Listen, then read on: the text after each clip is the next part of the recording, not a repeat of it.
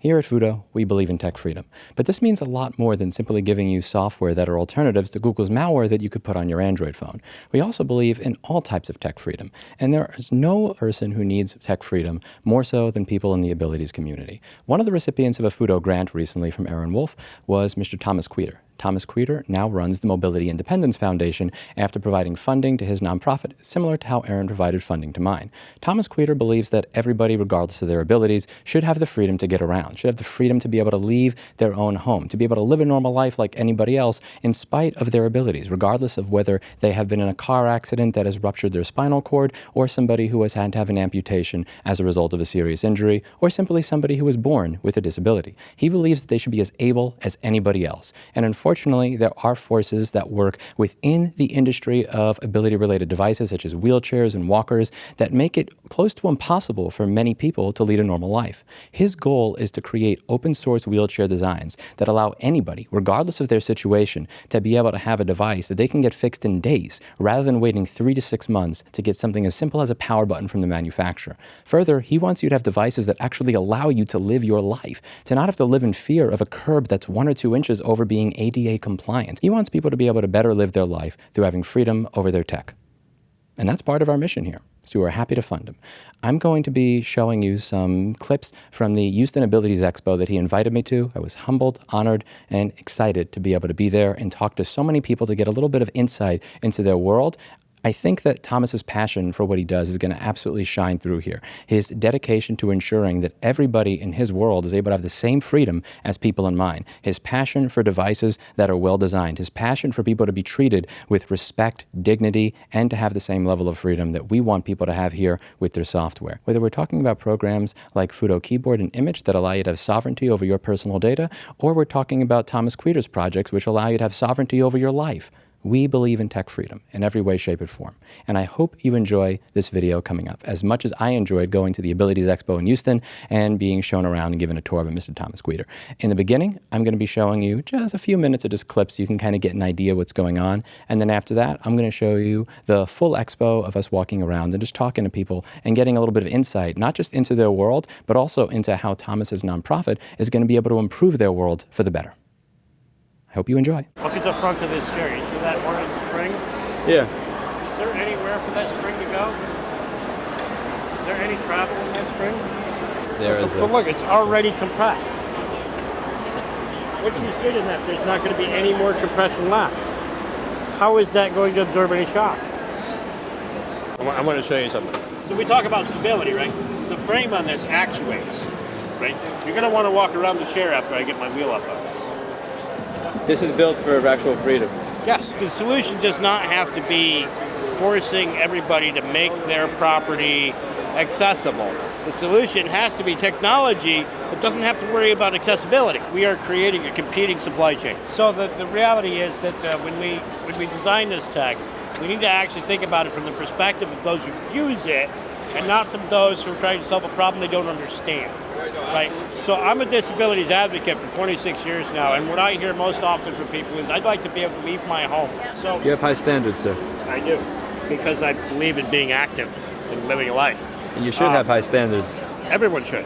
Look at the front of this chair. You see that orange spring? Yeah. Is there anywhere for that spring to go? Is there any travel in that spring? Yeah, but look, it's already compressed. What you see is that there's not going to be any more compression left. How is that going to absorb any shock? All of your designs that you make, any of this open source stuff, all of this is going to be kept in mind even for the more affordable models?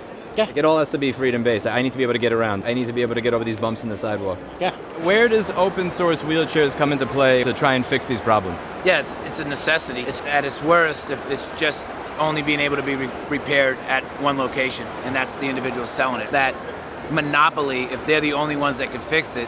Cronyism. Yeah, cronyism. So is the idea here, I want the ability to pay for this repair and for it to be affordable. So like if my power button dies, instead of having to wait 6 months to go through Medicare, if this is open source, I can buy a power button. A lot of it stems from, as a community, we're not together, right? And if we can get together and then we can agree on that, we can start making the demands more into the individuals providing these products to make it accessible to us to repair ourselves. Just like you said, it does take 6 to 8 weeks because you can only use this one company to fix your chair. But there's other people that are qualified and able to fix it in a week. So now instead of being 6 weeks or 8 weeks down because you're waiting, things could happen quicker, faster, and cheaper. Really glad to be helping Tom have the resources he needs to, do what needs to be done for these mobility devices. Like, it's probably not cheap doing what he does, so this is like a good use of money. We're well underway with the Mobility Independence Foundation. We've got our first design for a modular and powerful multi-terrain power wheelchair, the Endurance, capable both indoors and outdoors and giving people their independence for their backyards and their family picnics, the things that all people want to do. And, if it weren't for the donation from Aaron Wolf, we wouldn't be where we are. We wouldn't have 3 universities undertaking open source projects to benefit humanity. The University of Rochester is working on our seating system. The Rochester Institute of Technology is working on our web portal to network nonprofits. And the Northeastern University wants to do our manual chair design. And with these, we can facilitate changing the way we think about healthcare so that it's more than just sitting in your home, not doing anything. A lot of people waste away. The rules under our healthcare system tend to facilitate the lack of provision, and we believe that providing for those with disabilities is important.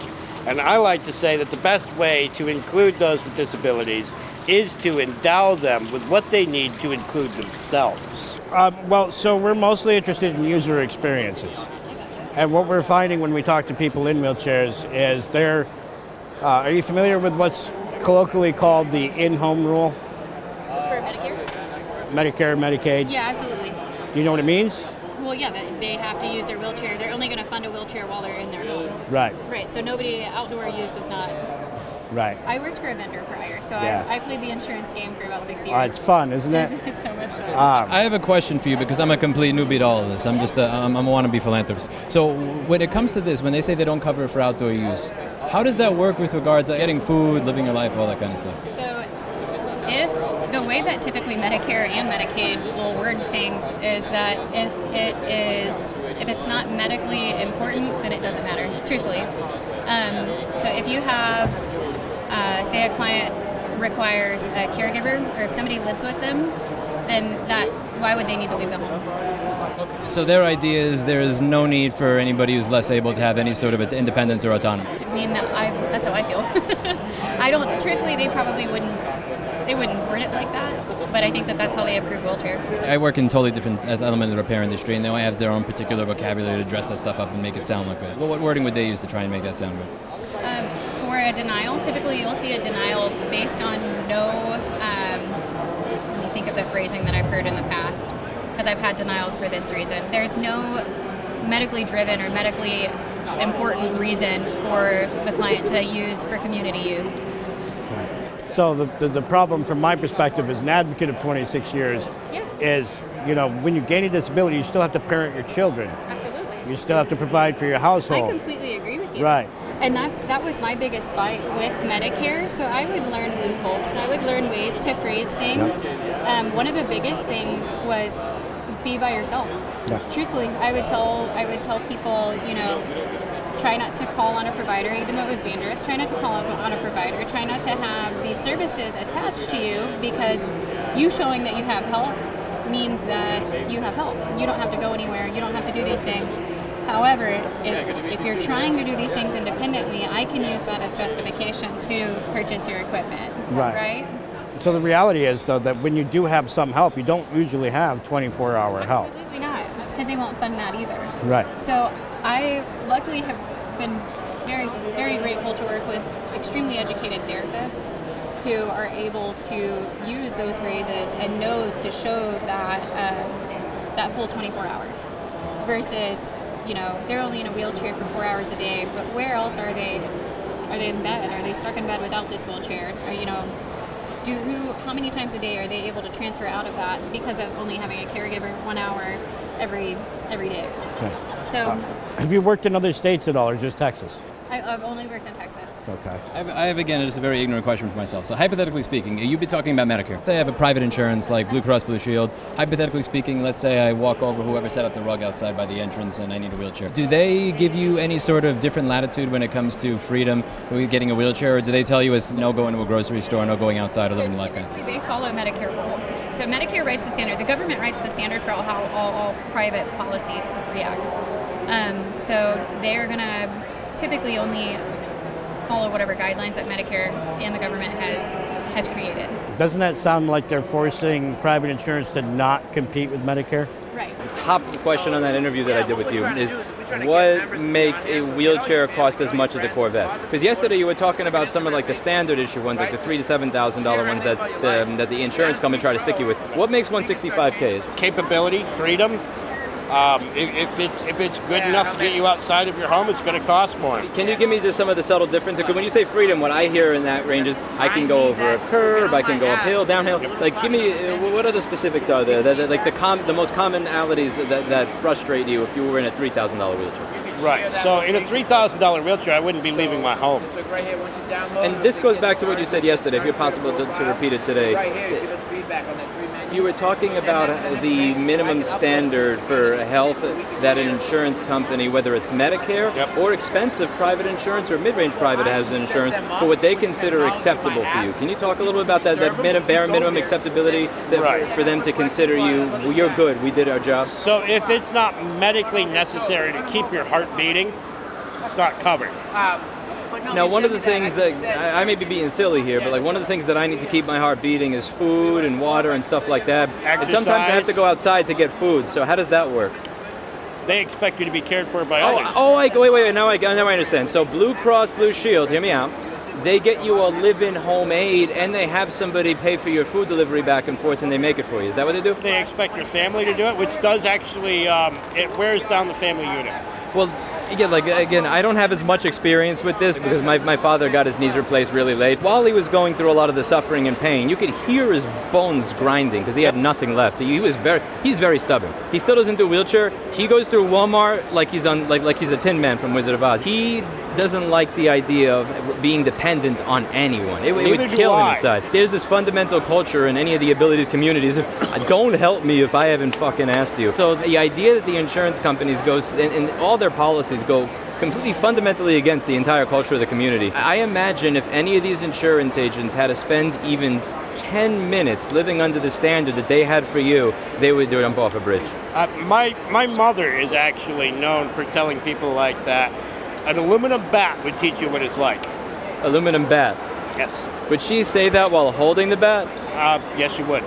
She sounds like an awesome woman. Is she here today? No, she's not. I would like an interview with her at some point. Let's get back to that mentality that you were talking about, which is that these companies, if your heart is beating, you're good. Yep. So when you talk about this not being waterproof, we're getting better with this with liquid resistance on things, but there are still devices that have no liquid proofing at all. And so, for instance, if a laptop doesn't have it, I'm not saying it's good because IBM figured this out in 2004, but if you're talking about an action camera, a GoPro, stuff like that, there's a fundamental expectation to have some liquid resistance because you're using that outside. Are they just saying you're not allowed to go outside by virtue of this? Because it does rain outside from time to time. Right. They're saying you don't have to go outside to stay alive. And again, this kind of goes back to that whole to buy food. That's the bare minimum. The bare minimum is keeping you alive. Couldn't it be argued that a wheelchair would not be necessary for that? I mean, realistically speaking, you could just be tied to a bed with an IV. It almost seems like that's the standard for them. It's hard because if you hold them to their own standard, then technically from my point of view, it doesn't sound like they would actually have to provide you with anything at all. It's almost Sometimes as if, they don't. It's almost as if the wheelchair is like, here, this is a gift so that you can get to the bathroom. Look, I was advocating for an Army vet a couple of years ago. He endured a 6-week coma over diabetes. The hospital care failed to keep him clean and dry for 6 weeks. He came to from the coma with sepsis so bad that his insurance company paid over $1 million to cut off his legs. Okay, so think about this. The insurance company paid for bad care that caused him to have to lose his legs that they paid $1 million to do. And they turned right around and told him he didn't need a wheelchair. And they did that because there's an allowed 2-year appeals process.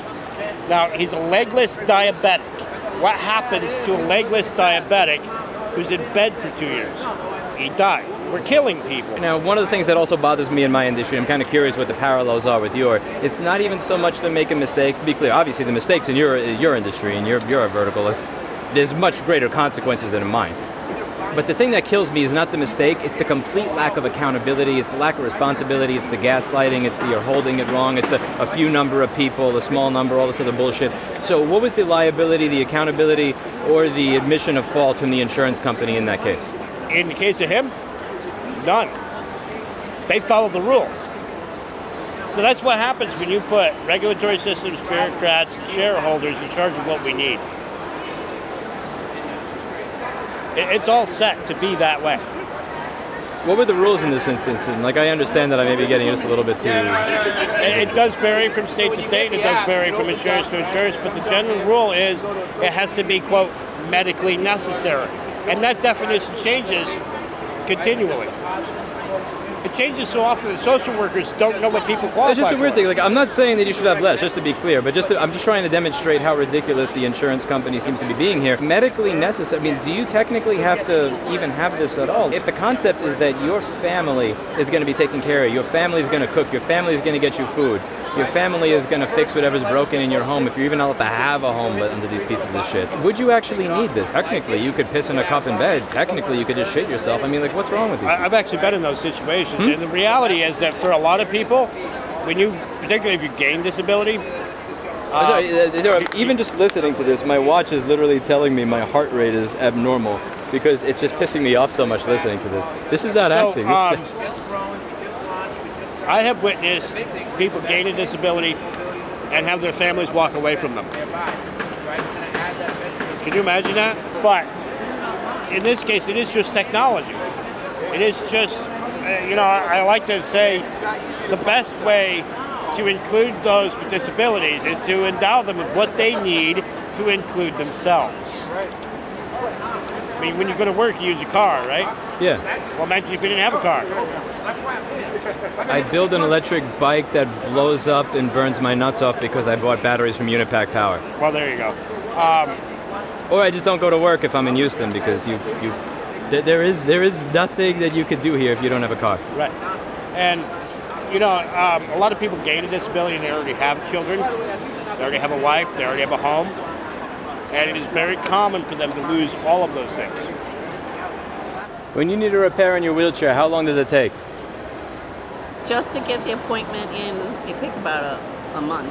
When you say appointment, do you mean an appointment with the manufacturer, the repair person, the insurance company? What does that look like for you? Oh, no, that's just a date. Just to put a date on the calendar for me to go. So where are you going to in that case? Who's the first point of contact when you have a problem? Can I say the name of the company that I have? You can say whatever you want. I went to New Motion. New Motion. Yep. I'm from New York. Use any vocabulary you want. And they suck. I hate them. Okay, so can you tell me a little bit? I'm just going to put this thing down so I can get a little bit more about your experience with them. All the locals here in Houston know, do not go to New Motion. Same in New York. Oh, really? Tell me about New Motion. First of all, the chair that I'm in currently, it took me a month to get an appointment. Then they rescheduled my appointment or canceled, and then we're not healthy people in wheelchairs, so then I had to cancel. When I finally got in the appointment, there was an RN and a guy measuring me, and the RN kept telling me that I'm a complete injury, and I said, no, all my documents say that I'm incomplete. My spinal cord is not severed. Just a couple of questions, because my audience, and admittedly myself, are considerably ignorant with this type of stuff. I guess the first one was when you say complete versus incomplete, what is that referring to and what does that mean? And my second one is, what was the problem that caused you to file an appointment to begin with? I was in a motor vehicle accident, but my spinal cord was not severed, was not cut. So I'm incomplete. Just my nerves don't work. And they had an RN telling me what doctors have been telling me that they're wrong. Doctors are wrong and she's right. Wait, so when you say incomplete, what you mean is you're not completely not able? Yeah, the spinal cord is completely not cut. Okay, so is this a way of trying to avoid liability where they're saying, because it's not fully cut, well, I guess you don't need this? I'm assuming that's what she was trying to tell me.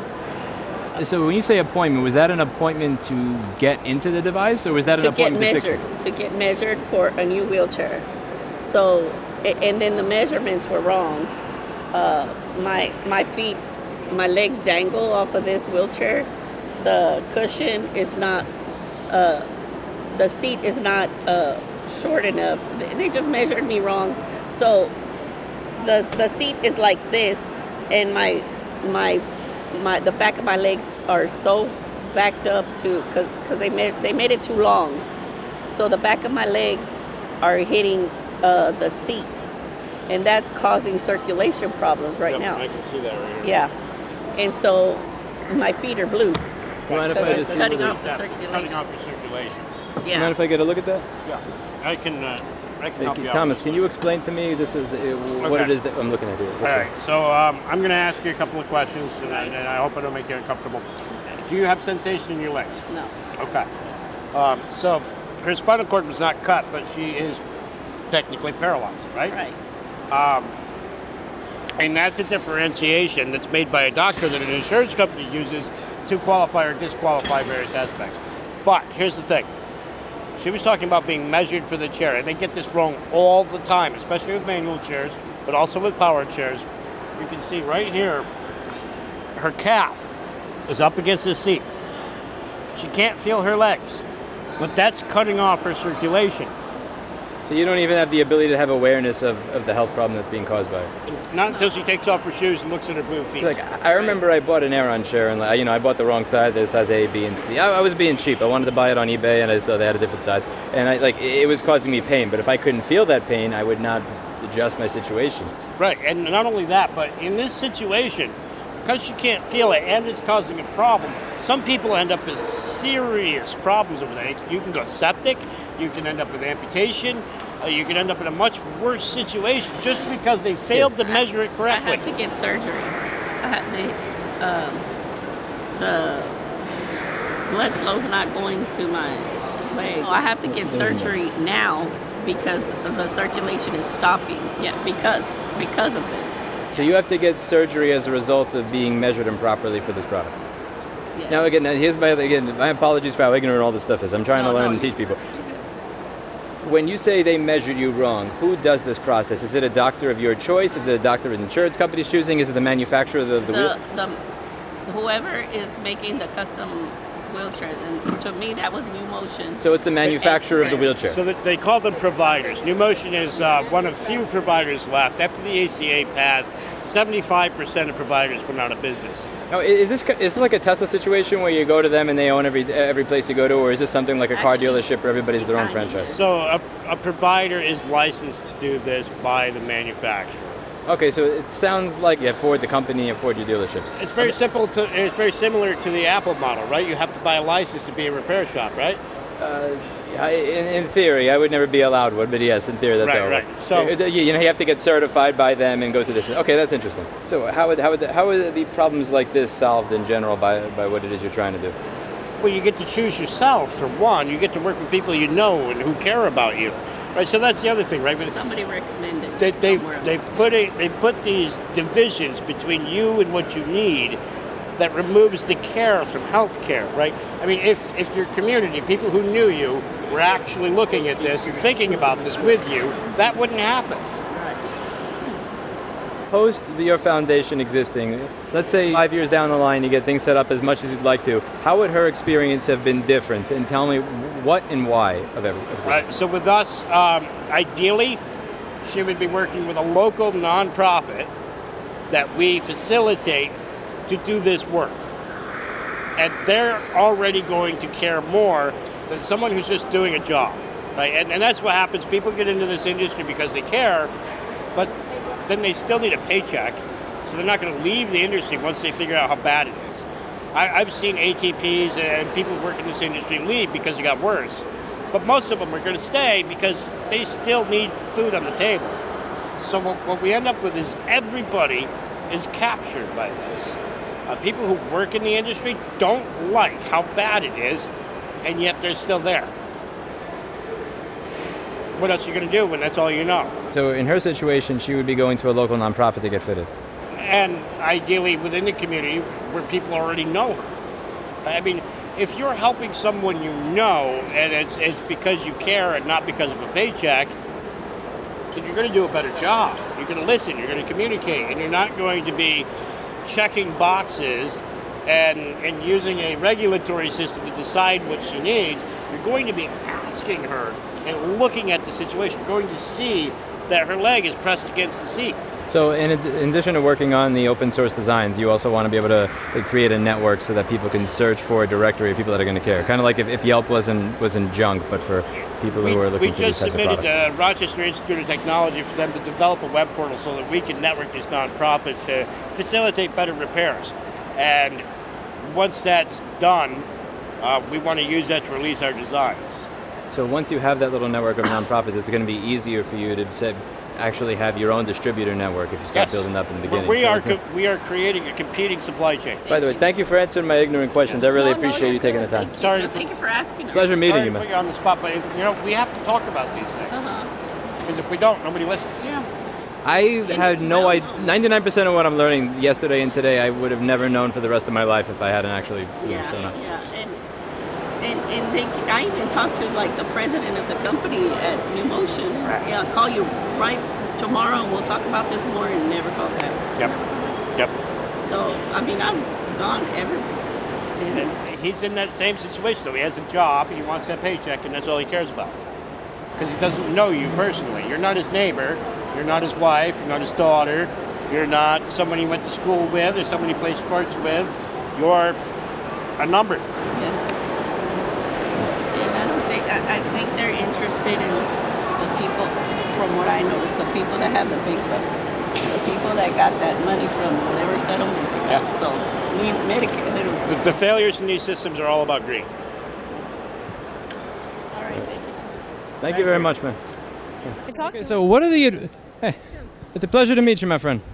My name's Lewis.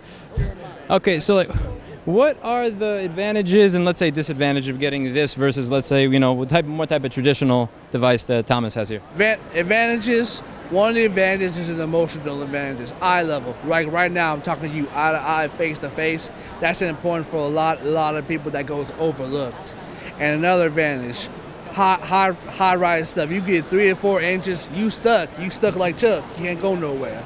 So this, you can just go down, 4-wheel drive, and you can go over bumps, curbs. You can even go to sand and beaches. So it's all terrain. And then when you're going to the house, going to visit somebody, you can just go all the way down here.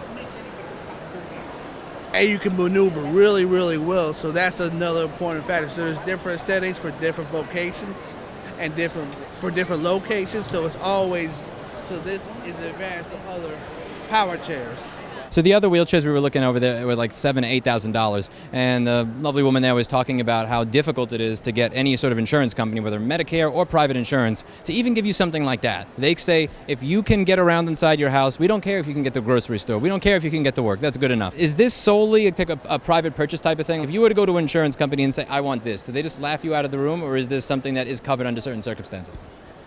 No, it's definitely a laugh out the room situation. I have dealt with insurance companies. I'll give you a personal story of my own. I needed a shower chair in order to properly take a shower so I wouldn't bump my head and stuff. But they consider it a luxury, not a necessity. That hurts a lot because when I'm trying to take a shower just like everybody else, I can't. I can slip on water, I can bust my head open, and they're going to tell me it's a luxury, not a necessity. So that's one thing. So as long as you can get around, period, they don't care how you get around. They just want you to get around. They don't care if you're comfortable. They don't care if you're happy. They don't even care if you're doing it real well. They just say, okay, we gave you a wheelchair, make it work. Were you born in Texas, my friend? Yes, sir. Houston, Texas, Cypress area. Yeah, I could tell because I was born in New York, so when you said something, my first word I thought you were going to come and say is that's bullshit, but yeah. Manners. I'll try to emulate you while I'm here. If whatever they don't have to do, they won't do. They won't take the extra mile. They won't try to work with you, make a deal. So I would say that that's right. The government does set the standard, and sometimes even these businesses, the people that own them, they're going to do the bare minimum to get money, and to line their own pockets while cutting out everybody else. If it loses money, they ain't interested. How does the American Mobility Project work with regards to getting a gentleman like you into this amazing chair? Well, it all started at this expo. I actually talked to Mobius Mobility, the manufacturers, at a booth, and I asked them, "Hey, I want this chair. I can't afford it. Not really. I don't really have a lot of money." And they said, "Hey, we know somebody. We're gonna set you over to the American Mobility Project. Write them a letter and tell them your situation." I took the time, wrote them a letter, and they accepted it within like couple of weeks. And it was like, "Yes, we love your story. We voted on you, and like, yes, you are a recipient, and we will get you this chair," and which changed my life for all the good reasons. Independent people is mostly made up of people who have lost something. I know Gary, he lost his legs. He was a helicopter pilot. He used to fly. He was in war zones. He was a soldier. So he lost his legs, and he saw somebody unable to do something. It was like, I want to do something about that. He picked a new war to fight rather than retire, which he had the right to. He already had a chair. He already had everything that he needed. But he said, no, I'm going to help people. So he started this organization. Now it benefits people like me who don't have much. So yes, people want them, but it's such high maintenance for it to make. They can't just sell them by nickels on the dime. At least not yet. So that's all I know about it. They can, if they would, they could, but they can't. It costs so much to make, and the demand is not necessarily high. Like a lot of, they consider it a luxury item. This is like a Ferrari. Some of the people in my audience, they were saying, how can a wheelchair cost as much as a Corolla? This is not what they have in mind when they're thinking of it. This is amazing. Because like, how can you tell people if you're not in that situation that it's a luxury, not a necessity? You're not in that situation, and how are you have the right to represent me? When I'm like this, when I'm the one that has to do this, I could easily bust my head, and then my mom's in even more pain. We already in pain. I was hit at 84 miles an hour. She was in pain because of all the trauma and all the surgery I had to go through. So why would you want to make her life even more hectic? It affects the family unit. It tears apart the family unit.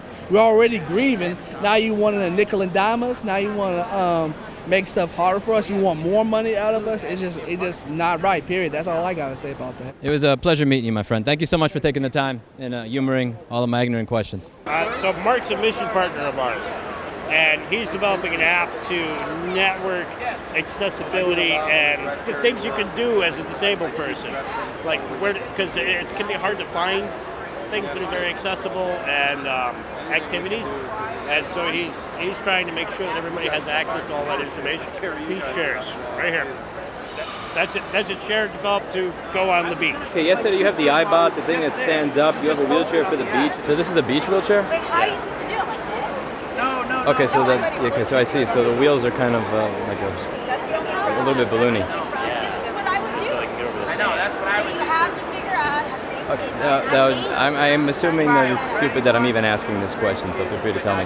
That's not something that the insurance company is going to cover. So if they're not even willing to cover the wheelchairs that allow you to get out of your house. Most of this equipment here is a luxury for a lot of people that insurance will not cover. Yeah, I was talking to Thomas Queter of Mobility Independence Foundation, a woman at Sunrise Medical, and she was saying that they don't consider it medically necessary for you to be able to get in the shower. They don't consider it medically necessary for you to be able to go to a grocery store. It's absolutely insane. It's ridiculous. Yeah. I imagine that if any of these people had to live by their own standard for 3 hours, they would lose their mind. I wish. My biggest thing is you get these politicians to sit in a wheelchair and feel what it's like to not be able to access a building or Washington, D.C. or any of these things. They would change their minds, just to experience what we go through. And, we live in your world, you don't live in ours. So they don't understand what it's like to not be able to get into a restaurant, get into a hotel. I've been dealing things with here this week, at the Hyatt. It's a brand new Hyatt. accessibility issues that they just built. Like the engineers and designers are not thinking about the future in certain aspects. Tell me if I'm wrong here, because I'm ignorant of all this. I'm a repair technician, and I just got into this because Thomas was talking about how difficult it is to fix wheelchairs, the same way I talk about how difficult it is to fix motherboards. What do you think makes more sense? Making wheelchairs like that can just get around this type of stuff, and having insurance cover wheelchairs that are more designed for the real world? I think they should try to make everybody have the accessibility that leggies have, that everybody that can walk around have. And, you know, I realize that a lot of these things, they're not going to pay for it. Like that beach seat is not a necessity. Some of the sleeping items or the shocking treatments and stuff like that, they're not going to cover. But that's why this expo is so great. It puts together so many different things, and people can see it and they go, hey, we could save our money, or we could try to get that, or get a sponsorship, or, you know, I can bring my buddy in, Mark, he can tell his story here. So it's great that this expo can do that, but it's not enough. It's far from even coming close to what we are the biggest minority in the world, and we have the smallest voice. So it's important to have these, especially when you come here. You know, in my life, wherever I go, I'm stared at, no matter what, in the room, in whatever. You know, I played college football, I played minor league baseball like this. I've always been stared at, but here, everybody's the same. Nobody's staring at each other. Nobody's different. It's you guys that are like the outsiders that were like, oh, you can be tall. Yeah, my father had 2 knee replacements, and he's had 7 surgeries on his joints. He was a chef, so he had to stand up all day. So for his shoulders, he had to be doing this all day. And for his knees, it was constant this, that, back and forth. So he's had 7 surgeries on his joints. And the one thing I learned from him, from an early age, is the meanest, nastiest, crappiest thing that you could do to anybody. Like, not even stare, try to help. Yeah. Like you know it. Yeah, I mean, people mean well, but my philosophy is I like to open my own doors, and I mean that. Like, I like to go and open the doors for people. People they feel sorry for you, but my life, I've been about teaching empathy instead of sympathy. So it's like, instead of how can I help you, how can I help you get a job? How can I help you go to class? How can I help you get a better education? That's the help that the disabled world needs. I had no idea that so many really interesting products like this exist, or the iBot where you could stand up and everything. And I'm just kind of wondering, as technology moves on, if this gets more affordable, and more importantly, if insurance companies actually start giving a shit about about you guys instead of the bottom line for their shareholders. Would you even need as many of the ADA accessible things in buildings when you have stuff like this? Like, this seems like it's... You wouldn't, but the problem with, especially on the East Coast, that you sound like you're from the East Coast. Don't hold it against me too much. Well, you know everything. I apologize ahead of time. They have the grandfather clauses, so they don't have to fix this stuff because it's a historic building, or, Helen Keller slept here, or something stupid, Nobody has the money for that. That's the problem. Like, the building that I was in was built in I believe the 1910s. And around I didn't have electricity. It was like I was paying $3,500 a month for rent. When I first got this place, I had $2,000 or $3,000 in the bank. If somebody said I had to rebuild this step, so I put a little ramp out front. And anytime somebody needed, I wouldn't say I'll help you, but I would just show up and say, hey, how's it going? Let me see what you got, and I'll let you decide whether or not you want some. It's like my hotel. I specifically on my reservation said I don't want an adaptive room. I don't like getting in those stand-up showers. I'm on the ground. I don't want to sit in filth. The guy changed it while I was at the desk and didn't tell me. I go to the room. It's an accessible room. So I went back down, brought my luggage, and I said, hey, I think somebody screwed up. I explicitly said I did not want. And he's like, oh, that's on me. And I'm like, well, I understand that it's a great idea, but I said it's okay to ask. Just ask.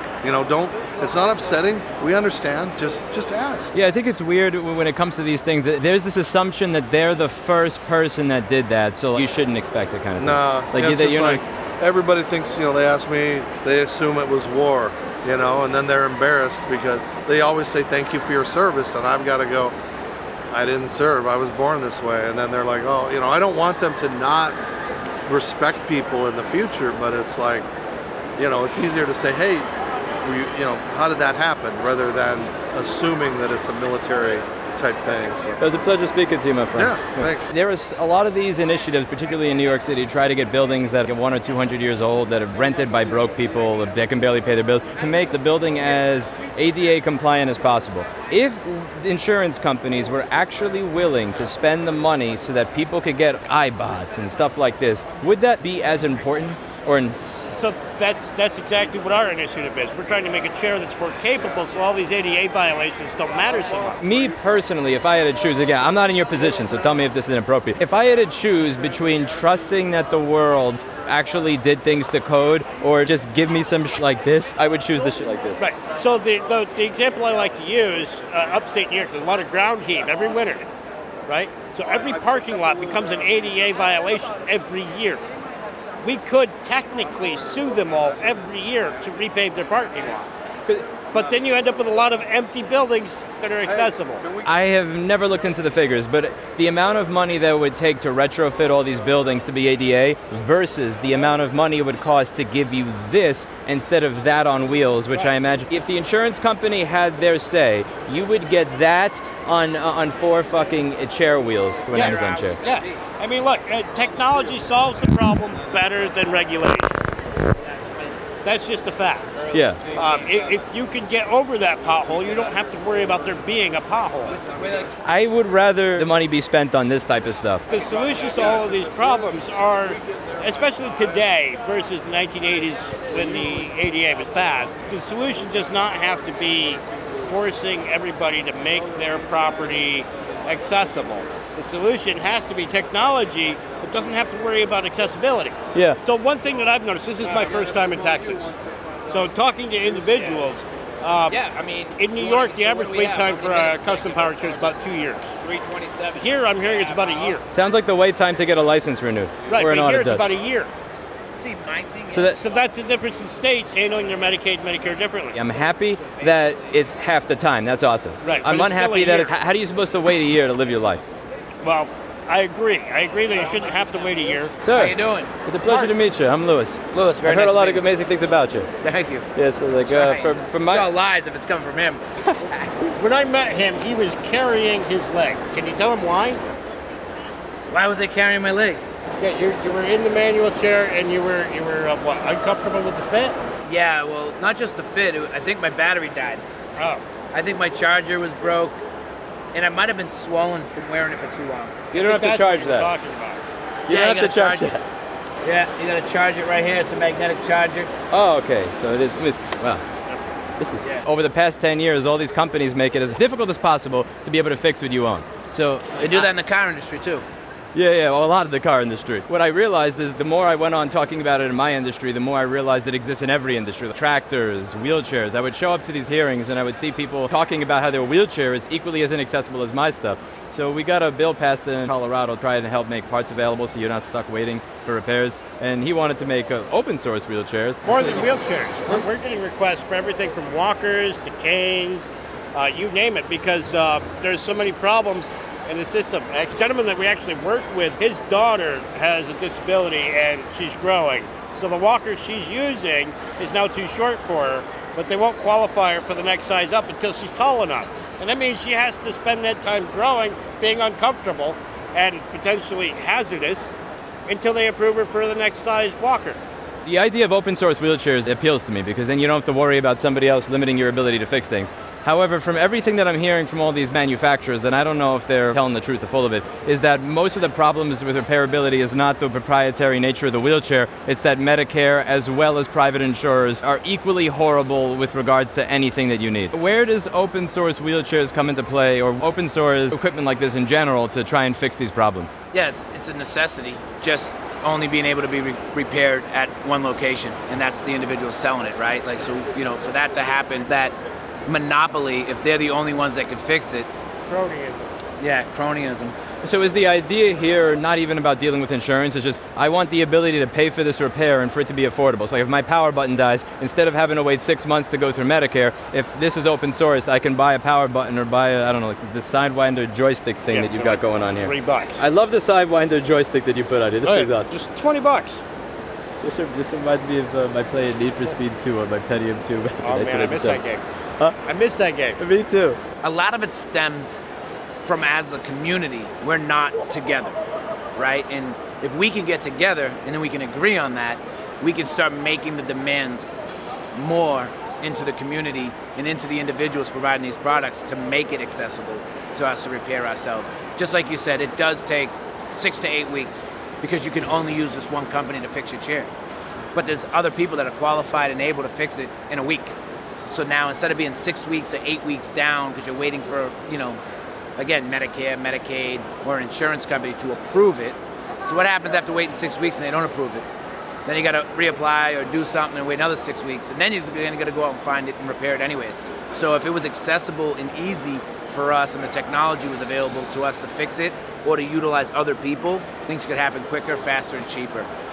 So it might be done specifically by design so they can justify the cost of insurance and justify the cost of these pieces of equipment. Like, what are some of the common things that break on these that you would want fixable by your own technician? So the best example I can give you is this seat cushion. Okay. Under insurance, this flat rectangular cushion. Wait, should I brace myself for you to tell me how much that thing costs? Yes. Wait, okay, so 1 second. Let me just move the camera thing so that I can still get a view after I fell down. Just change my head. Okay. So under insurance, this flat rectangular cushion is considered custom. Custom. You're scaring me. You're using the words right now that are going to mean that this... Okay, yes. Can I guess? Yeah, how much do you think this cost the last time I got one through insurance? Okay, 3 guesses and tell me if I'm cold or warm. Okay. $129. Low. $1,000. Low. You're fucking kidding me. The last time... 5,000. High. 2,000. Low. What the Okay, I get it. So the last time that I got this through insurance, the number they put on the piece of paper they mailed me was $2,400. So this is not something you could just buy pre-made off the rack. It has to be custom made. Basically, you have to buy a piece of foam. You can't go to Sleepy's and buy you have to cover it. So through insurance, the number they put on when they tell you what they paid for it is $2,400. Oh, that's the number they say they paid for. Which, who knows? Do you know what I paid for it? I bought the materials directly from the company, same materials. $149? $30. So the reason they call this custom is because you can't just buy one off the shelf. But you could buy the materials off the shelf and put it together for $30. So the $30, that was not including the assembly? Well, my mother is a seamstress, so she sewed the cover. So the $2,370 is the assembly. What are the other repairs that are common for you where an open source wheelchair would allow a quick one and having to go through Medicare and Medicaid would drive you insane? Right. So with our initiative, open source, we're looking at off-the-rack components from other industries. And the best example is actually the tires. Like, what is it that breaks most often, I guess is my question, where you're crap, that thing again, I don't want to go through insurance? And tires. I wear through tires about every 18 months. How much time does that take through insurance? How much does it cost you through insurance? And how much would it cost you? Above all, since it's a tire, can't anybody make that shit? When I think open source, I'm thinking to replace something. I'm thinking proprietary source code to software. I'm thinking proprietary inner soul chip. I can't just go anywhere and have somebody fabricate a chip like that. But tires, these are dirt bike tires. It cost me like $30 a piece. Okay, so let's say I don't know, one of those right there, like any like standard wheelchairs. If that guy wants tires, how much time are you looking at waiting? Broad range. If somebody says, "Hey, listen, the treads are bad on my tires. I got a flat." I've waited months. Months. Yep. So I imagine what you're making. These particular tires, I ordered them on a Friday and I received them on a Monday and they were installed on a Tuesday.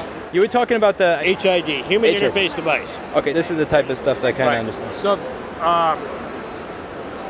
you might have about the same wait time as tires for an HID because they're pre-built and they're sitting on a shelf and they're off the rack. But they're also garbage, right? This is not ours. This is one we've repaired. It's not waterproof. This wheelchair is built to go outside, but the controller is not waterproof. So you're saying somebody from Apple designed this? I'm saying somebody who's just as greedy designed it. So this is not the original joystick, which is part of the HID. The original joystick, which it's got a gimbal that goes below it, it's how it reads where you're pushing it. The original had 2 copper conductors wrapped in resistor wire, and each one had a pin that ran along it, one this way and one this way, and that's how it could tell which direction you were pushing it in. And the resistor wire on one of those copper rods had frayed, no longer worked. We contacted Penny and Giles, which is a foreign company with different IP law, to not to get the part, not to get it fixed, not to get a replacement, not to get their full schematics. We asked them for enough information to figure out how to drop something off the rack in. Oh, gosh. And they told me to throw my otherwise working $65,000 wheelchair away And then you'll see the big and get a chair, new one. you'll see- No, so look, everybody's trying to innovate. Everybody's trying to create good equipment. But often it's able-bodied people creating the equipment, and they're not trying to see it from that perspective. So they're looking at, no offense to your company, your product, and definitely not to you personally, because I love you guys. The problem is that they're looking at what can we create that we think is good for someone in a disability situation, and they're not disabled. I mean, you're not, right? No, I mean, you're ambulatory, right? That's the worst insult I've ever heard somebody deliver. What? That you're ambulatory? No, when you said you're not disabled. Right. I heard it with I heard the condemnation. Right. So the point is, we often end up with people who are ambulatory or not disabled, trying to create what they think we need, because the bare minimum is so commonly low. As I was about to tell you, I was talking to 3 people with my condition, and they were in what I consider to be pretty poor quality wheelchairs. And I asked them what they do and what they'd like to do that they're not doing, and that led to, do you go in your own yard? And their response was, no, I didn't even want to. Right? What kind of question is that, though? Right. I mean, do you want to go in your own yard? I would like to. Right. I mean, imagine coming up through the world in a situation where you decide that going in your own yard is not worth doing. What is the use case for this over the junk that Medicare would give you that doesn't really allow you freedom? So this device, this is the Tech RMD. So we're Maintain Mobility. This is the Tech RMD. This lets folks with like paraplegia or spinal cord So injury. you said Tech RB? Tech RMD. Tech RMD, okay. RMD, robotic mobilization device. So this lets folks with like paraplegia or spinal cord injury, whatever mobility issue, take themselves from seated up to standing, and then be independently cruising around at a natural standing face-to-face height. So it's sort of in between like a standing frame, which is like a big clunky thing where you're stuck in one spot for 3 hours a day or whatever, and a power chair where you're cruising around but you can't stand and you're stuck looking up at everything. So this lets people go from seated, which would be lower than this. So you board it from like this position, like sit on the seat cushion, bring the belts in, and then stand with it. And then from there, like, yeah, we can't do a 6-inch curb in this one, but most places you can find a way around that. Are you ready for a really stupid question? If you're ready for a really stupid answer. How many insurance companies will cover somebody getting this? So right now we're starting to get some headway with insurance companies. We've had a lot of trouble with insurance companies covering it because they're not sure. I've never heard that before. Yeah, exactly. They're not sure if it's a standing frame or a power chair, and the answer is it's the best parts of both, but it's not really either. Now, one of the things that he's been telling me about that's been just fundamentally the most offensive, not about you, just about the entire state of affairs, was the minimum medical necessity that they would consider with regards to covering somebody. Whether you have Medicare, Medicaid, or you have the most expensive private insurance there is. Mm-hmm. They were saying the bare minimum necessary to live, but by their standard, it doesn't even seem like they think you should have a chair at all. I need to leave my house to get food in order to eat so I can live. There are so many things that require I get around. Yep. It almost seems like they're saying we're generous by even giving you this thing. Yeah, I can say that we've had a lot of frustration like trying to get people into these machines because insurance companies, they don't want to cover this stuff because they're not sure how it affects people. And the reality is like everyone needs to stand. Like we're evolved to stand. Like everything is evolved to be vertical. Like your blood circulation, your digestion system, your bone density maintenance, like all of that requires standing. Everyone's evolved to be like vertical, right? Like preferably standing. Fair, okay. Exceptions exist. Fair enough. And they're not sure, like, should we cover this? Do we not want to cover this? So we've had to, like, uphill battle with, like, look, if you cover this for people, you don't have to cover the $160,000 house remodel to get all the countertops in the kitchen lowered, all the appliances lowered, all the upper cupboards brought down so you can reach them. Get one of these machines and you can reach all those upper cupboards, like, naturally. And You can do it what are the price independently. ranges of these? I realize there's going to be different configurations, different everything for people, just like approximate. These go for anywhere from like $25,000 to $30,000. So expensive, but like on the scope of like medical devices, these are extremely like affordable. Now, with regards to the type of terrain that you can go over, do you have different solutions for somebody who's more going through conferences versus, I don't know, your going through the woods machine, the hiking thing that you have here? Like, what are the types of terrain that you can go over on these? So with this one, this is more. So this device here with the solid foam tires, solid foam 8-inch tires in the front and then solid casters in the rear. This is indicated for indoor use by the FDA. So we can use this in houses and event spaces and whatever controlled environment type space. We've had folks use them out and about in the world, but it's indicated for indoor use only by the FDA. We do have, so this guy right there, it's the same device. It's just got these larger front tires and the larger tail. That's our outdoor kit. Basically, it's an optional adder that comes with those wheels that just bolt on and the tail that just slots in and a jack stand to pop it up. If you don't care about getting your floors of your house dirty or whatever from going outside, is there any particular thing that this cannot do or doesn't do well that this does? Or is it just, if I have the money, I want to get this one? So you can get both, is the answer. You can get both. That's just an adder kit, right? So that's an extra $4,000. So that brings the 25,000 that the base model costs up to about 30. Yeah, so if you want that, you just get extra wheels and a jack stand. But the difference is this one is a lot more compact, a lot more narrow. So this one's 16.5 wide, that one's 23 inches wide. So if you're going through doorways, like in a house that's supposed to be ADA compliant, they're supposed to be at least 30-inch wide doorways, right? Or 33 inches if you're really smart. Good, they need to. But yeah, so something like this, 16.5 inches, you're not going to be banging up all those door jambs if you're driving something like this. Something like that, yes, you can use it indoors, but you got to be a little more careful with like going through those doorways. Oh, because the wheels are sticking out further on that one. Exactly. From my view, the frame looked the same, but I wasn't thinking about the wheels. That's the outdoor model, right? Yep. Is it waterproof? So it is water resistant. I think it's IPX4 is the official rating. Right, so if you get caught in a downpour, if you get caught in a downpour, you're not going to be happy anyways. But yes, you might encounter some problems. Everything critical is sealed up, but we do have some connections that are more like, don't spray water directly on it and you'll be fine. Cross your finger style. Well, the thing is, with a lot of those standards like IP67, 68, everything else, a lot of it is related. Is it being rained on, or are you being submerged, and how much can you be submerged? Can it go to 6 feet, 18 feet, 50 feet? And I imagine once you've been submerged 18 feet, you have some serious other problems. well, personally, I float upside down, so. Hey, listen, sir, thank you so much for answering a lot of my ignorant questions. It was a pleasure meeting you. Absolutely. Look at the front of this chair. You see that orange spring? Yeah. Is there anywhere for that spring to go? Is there any travel in that spring? But look, it's already compressed. Once you sit in that, there's not going to be any more compression left. How is that going to absorb any shock? It doesn't look like it would work. It seems like the Nike Shox shoes and the other copycats that got released in like the late 90s, early 2000s that every kid got, because they cost $50 more than everybody else's shoes, but it was a total gimmick. Is that the case here? That's what it looks like to me, because I can't imagine that actually creating any suspension. It looks really cool though, and it's the color red. That's very common in the industry, is suspension that doesn't actually actuate. I mean, if your springs don't compress, what good is it?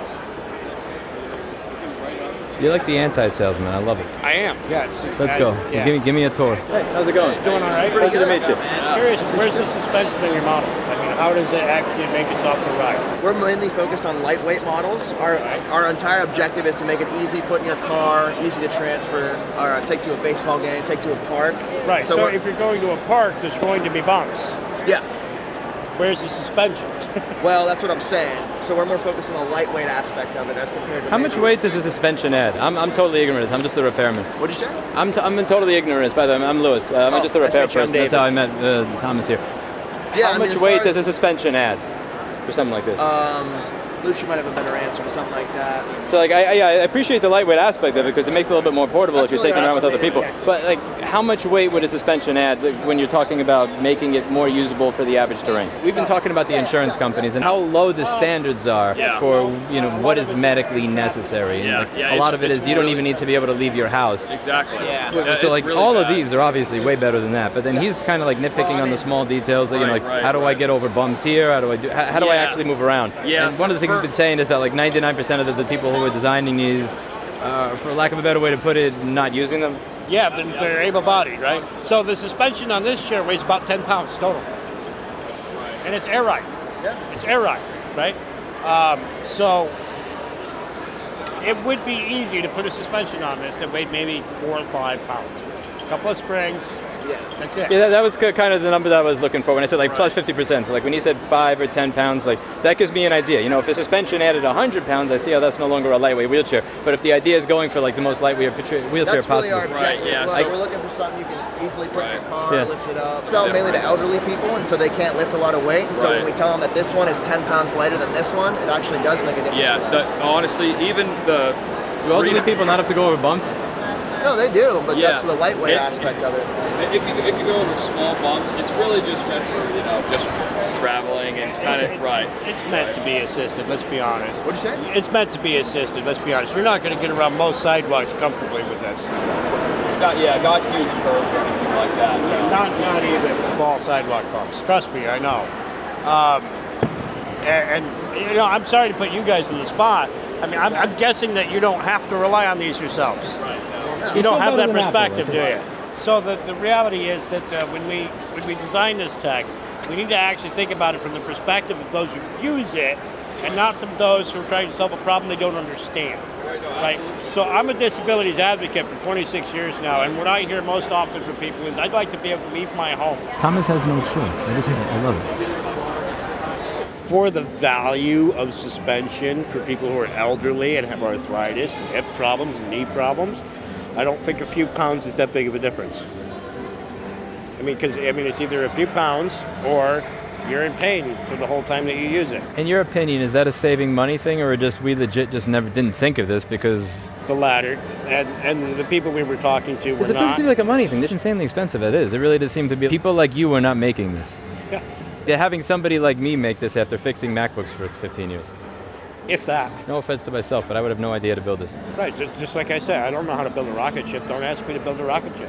So when there's 6 wheels on a chair, that's 2 casters in the back and 2 in the front, that often means that you're going to end up in terrain that will lift the drives up off the ground. At that point, you're stranded. Tell me what the purpose in general, like what's the idea behind a 6-wheel chair? Like, pretend I know nothing about this. I think they're trying to make it look like it's more safe. But it's really not. You don't need 6 wheels for it to be safe. So what is what are the consequences if somebody used this versus something like what you have? Well, the consequence between this and that is that that's not going to go over terrain. Your drive wheel has the higher height, right?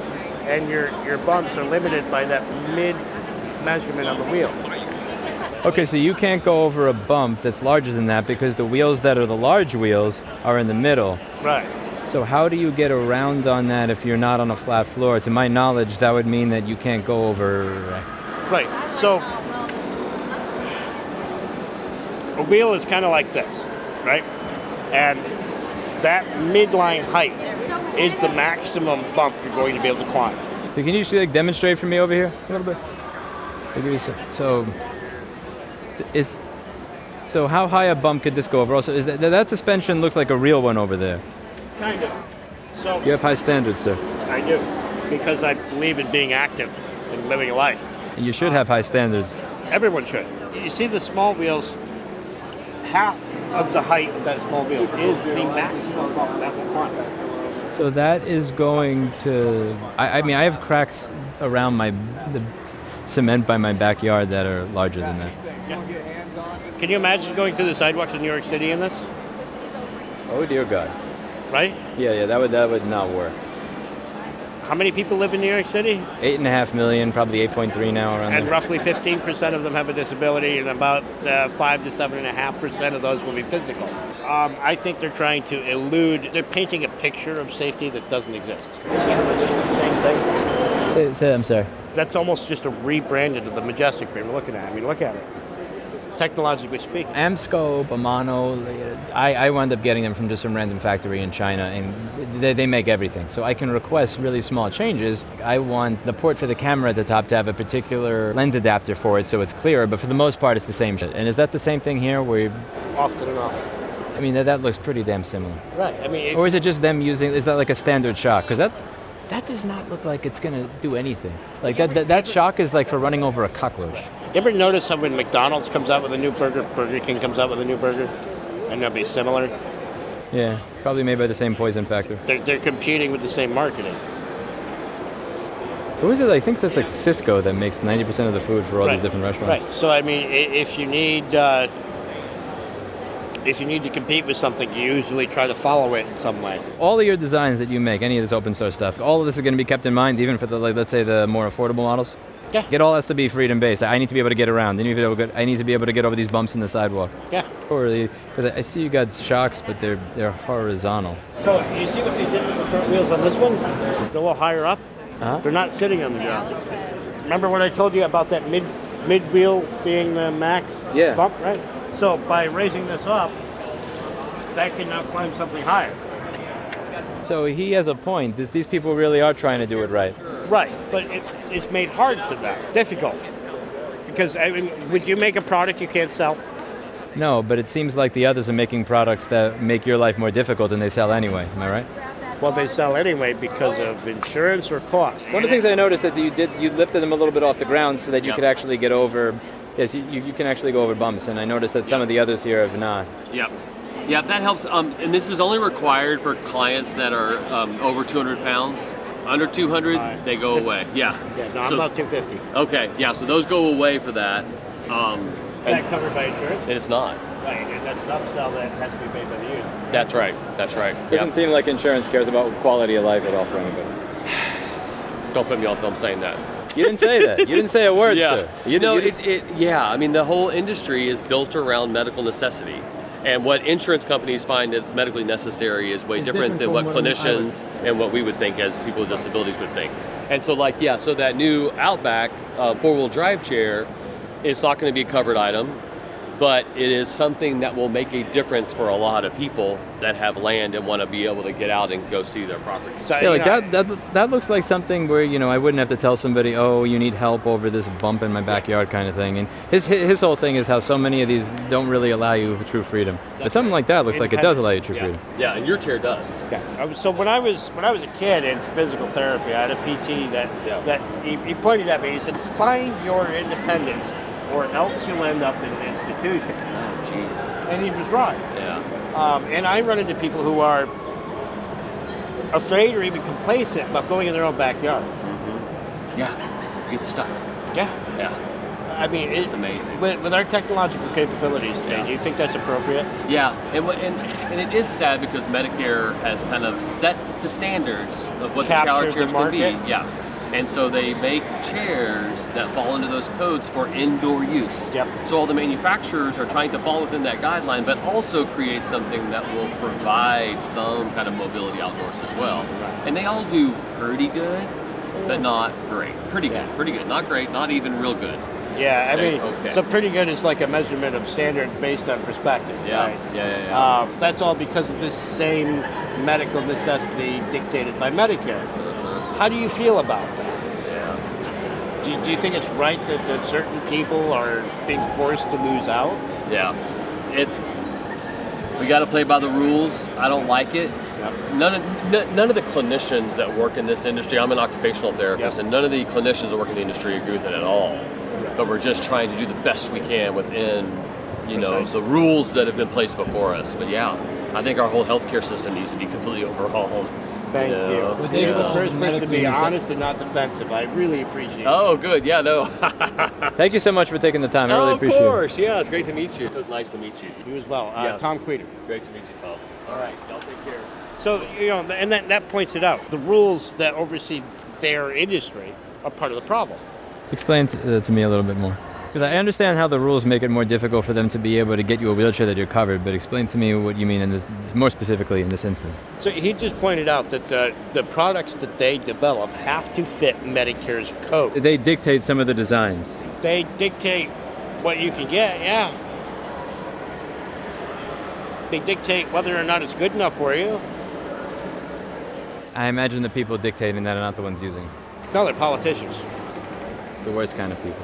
Yeah, politicians and their staffers, and again, that comes down to, people who are able-bodied making the decisions for people who are not. They don't have the perspective. They don't understand it. I want to show you something.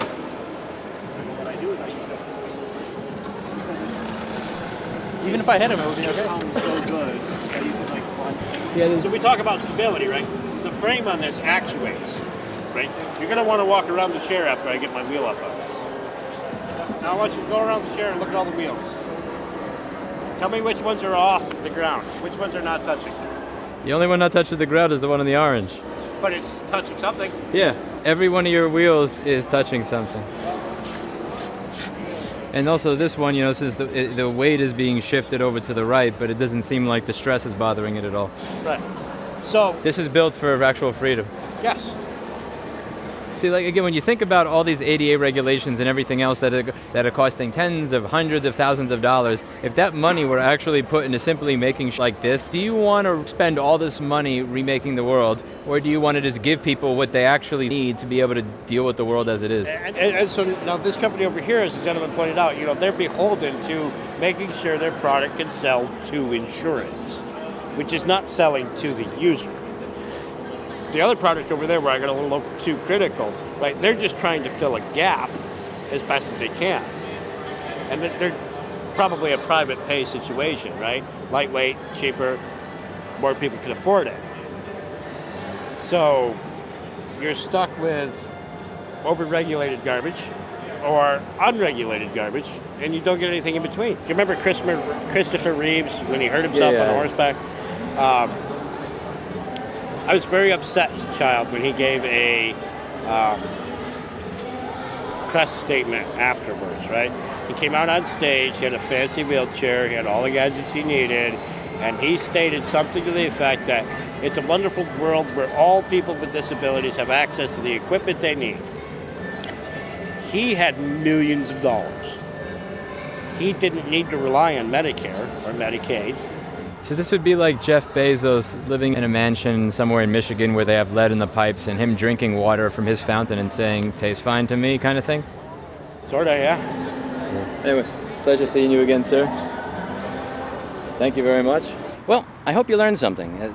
This was a really fun conference to go to, and I hope that this gives you a little bit of insight into another world where you have a lot of the same principles, a lot of the same things, a lot of the same, you don't really have control over what you bought and paid for. The entire system for you to be able to get access to it is often monopolized and gate-kept in certain ways, and above all, how people can make it better.